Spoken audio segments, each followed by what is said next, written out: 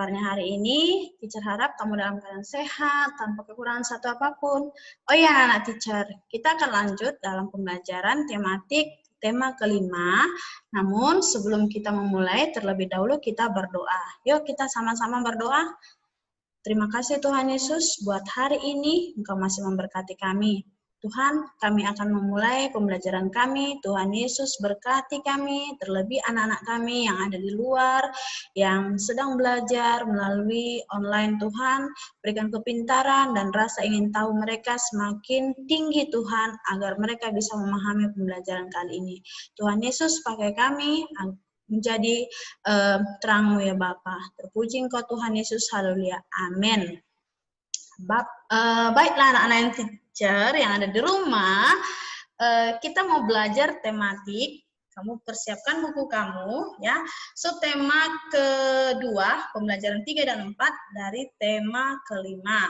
Tujuannya kali ini kamu mampu untuk memahami tentang sistem subak di Bali, dan kamu mampu menentukan pokok pikiran dan informasi penting dari bacaan dengan menggunakan tabel, dan kamu mampu mengenal proklamasi sebagai peristiwa bersejarah bangsa Indonesia. Nah, di sini kamu ada lihat yang namanya percakapan antara Siti dan Udin, ya. Bisa kamu lihat di buku kamu, kira-kira halaman berapa ya teacher? Ya, di halaman 67. Nah, sebagai sebuah negara kepulauan, selain memiliki keragaman ekosistem, Indonesia juga memiliki keragaman ketampak alam yang luar biasa. Nah, di sini ada sistem irigasi subak, ya.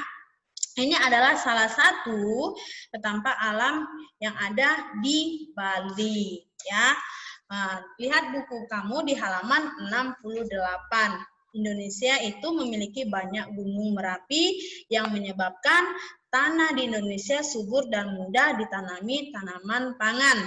Tidak mengherankan, sebagian besar penduduk Indonesia memanfaatkan kesuburan tanah untuk bertani.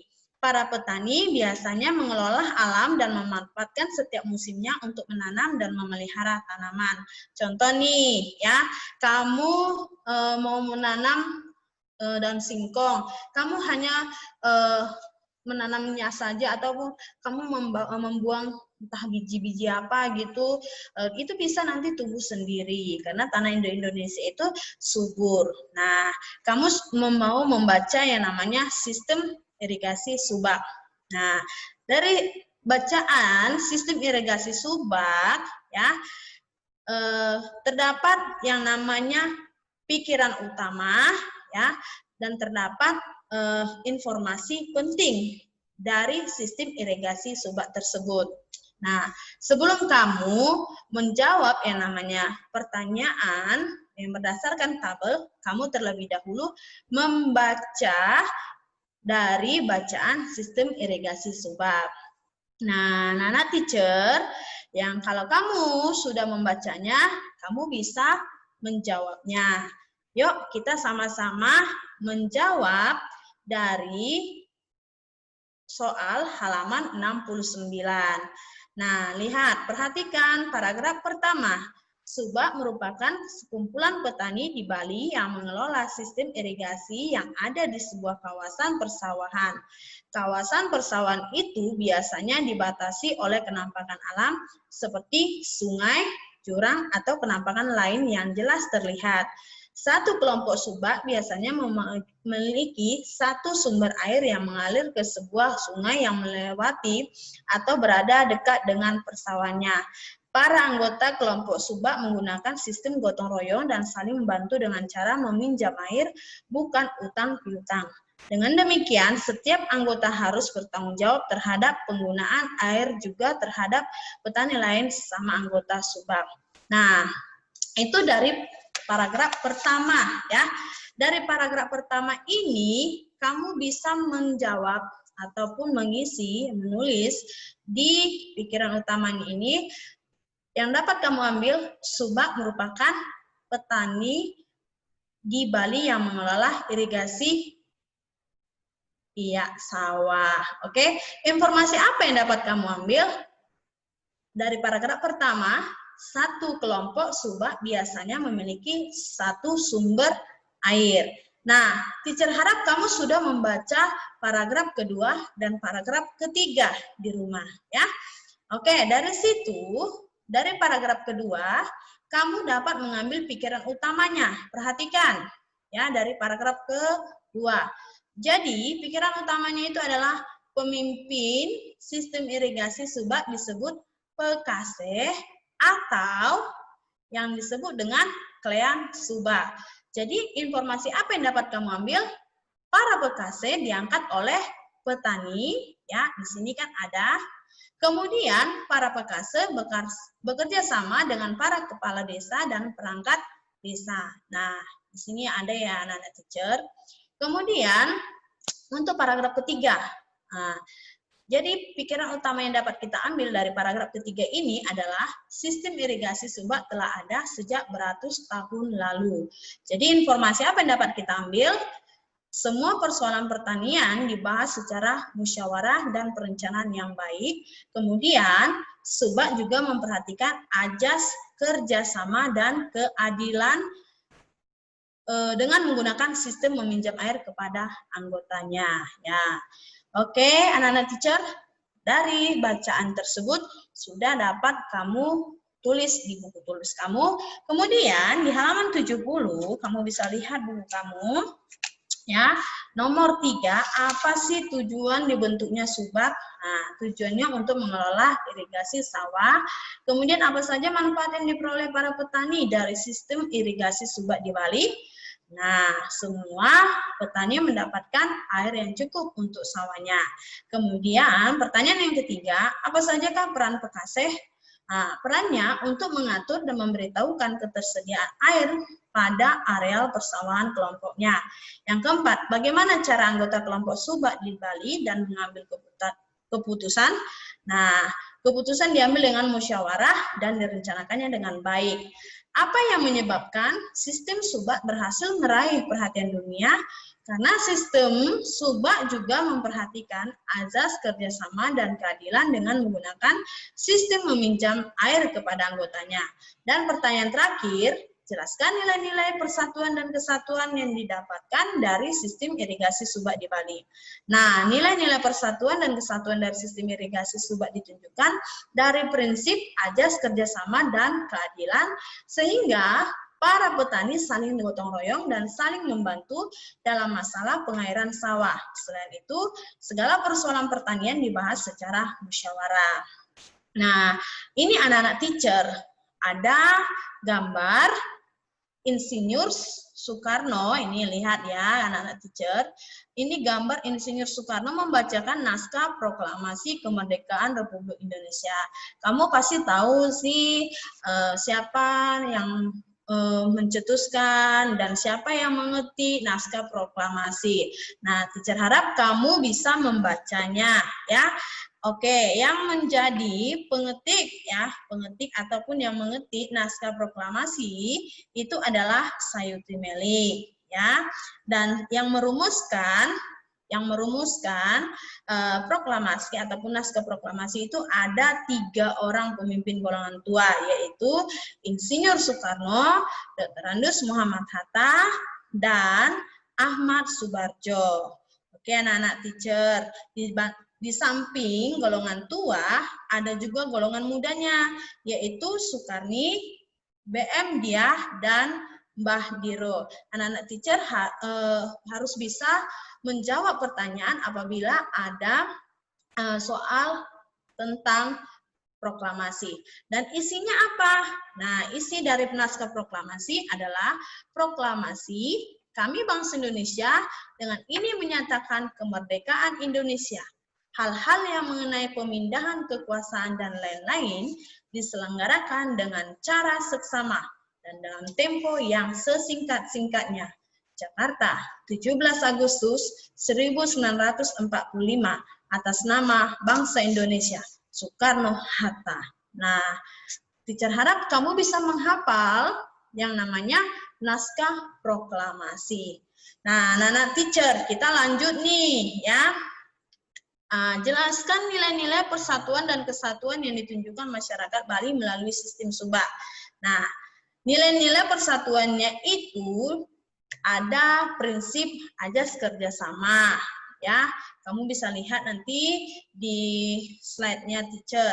Kemudian yang kedua, jelaskan contoh kegiatan ekonomi masyarakat yang tinggal di daerah pantai.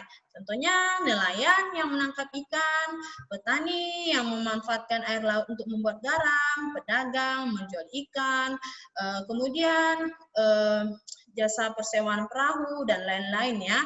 Jelaskan secara singkat peristiwa proklamasi kemerdekaan Republik Indonesia 17 Agustus 1945. Setelah sempat diculik ke Rengas Dengklok pada tanggal 19 Agustus 1945, Insinyur Soekarno dan Muhammad Hatta ya akhirnya dibawa kembali ke Jakarta, tepatnya di rumah Laksamana Muda Maida pada tanggal 17 Agustus 1945 bersama dengan Ahmad Subarjo, Insinyur Soekarno dan Muhammad Hatta dengan merumuskan naskah proklamasi. Kemudian, naskah proklamasi diketik oleh Sayuti Melik dan ditandatangani oleh Insinyur Soekarno dan Muhammad Hatta. Bertempat di Jalan Pegangsaan Timur nomor 56 Jakarta, akhirnya naskah proklamasi tersebut dibacakan oleh Insinyur Soekarno pada pukul 10 waktu Indonesia Barat. Nah, teacher di sini ada yang namanya bacaan tentang indahnya kebun teh di Puncak Bogor.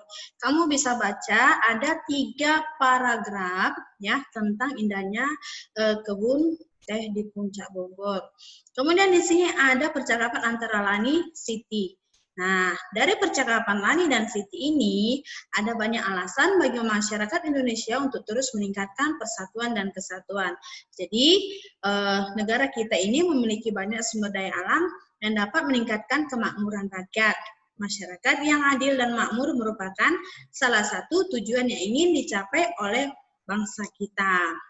Dengan menjaga, memelihara, dan memanfaatkan semua sumber daya yang ada untuk sebesar-besar kemakmuran rakyat, masyarakat adil dan makmur pasti tercapai. Nah, teacher, di sini ada yang namanya bacaan Persatuan untuk Indonesia Makmur. Di halaman berapa ya, teacher? Nah, buka buku kamu di halaman halaman berapa ya? Nah, halaman 80. Nah, simak ya baik-baik. Wilayah Indonesia yang terbentang dari Sabang hingga Merauke tentu memiliki berbagai keunikan. Setiap daerah memiliki sumber daya alam yang dapat dimanfaatkan untuk pembangunan negara. Letak geografis Indonesia sangat memengaruhi iklim yang terjadi. Iklim Indonesia hanya memiliki 2 musim, yaitu musim hujan dan musim kemarau. Letak Indonesia di sekitar garis khatulistiwa mengakibatkan Indonesia selalu mendapatkan sinar matahari sepanjang tahun. Keberadaan matahari sepanjang tahun bermanfaat bagi kegiatan agraris sehingga membuat Indonesia menjadi penghasil berbagai komoditas alam. Indonesia memiliki lebih dari 17.000 pulau yang menyimpan potensi-potensi alam yang luar biasa. Setiap daerah di Indonesia memiliki sumber daya alam yang khas, berbeda satu dengan yang lainnya. Kekayaan alam dan hasil bumi Indonesia tidak perlu diragukan. Diperlukan usaha untuk mengelolanya dengan benar dan untuk sebesar-besar kemakmuran rakyat, seperti yang diamanatkan oleh Undang-Undang Dasar 1945. Persatuan dan kesatuan mutlak diperlakukan untuk menyatukan tujuan pengelolaan sumber daya alam dan hasil bumi Indonesia. Tanpa persatuan dan kesatuan, kemakmuran rakyat Indonesia tidak akan tercapai. Setiap daerah bekerja sama dan saling mengisi untuk mengelola sumber daya alam dan hasil bumi. Kemakmuran masyarakat tidak hanya untuk masyarakat daerah tertentu, tetapi untuk seluruh masyarakat Indonesia. Oleh karenanya, setiap usaha pengelolaan sumber daya dan hasil bumi adalah untuk sebesar-besar kemakmuran rakyat. Nah, di sini ada 2 soal. Sebutkan sikap-sikap yang dapat memperkuat persatuan dan kesatuan. Sikap toleransi terhadap sesama, menjaga kerukunan, tidak membuat ujaran kebencian, dan mengutamakan kepentingan umum daripada kepentingan pribadi. Pertanyaan yang kedua, bagaimanakah pengaruh letak geografis Indonesia dengan kehidupan masyarakat yang agraris? Nah, letak geografis Indonesia membuat Indonesia mengalami dua musim, yaitu musim hujan dan musim kemarau, serta mendapat sinar matahari sepanjang tahun. Hal ini sangat membantu para petani untuk menggarap sawahnya. Nah, dari sini anak-anak teacher, kamu bisa lihat kesimpulannya. Kesimpulannya apa, teacher? Nah, kesimpulannya Subak merupakan sekumpulan petani di Bali yang mengelola sistem irigasi yang ada di sebuah kawasan persawahan. Yang kedua, dari materi kita dapat mengetahui bahwa nilai persatuan dan kesatuan dari sistem irigasi Subak ditunjukkan dari prinsip ajas kerjasama, keadilan, sehingga para petani saling tolong-menolong dan saling membantu dalam masalah pengairan sawah.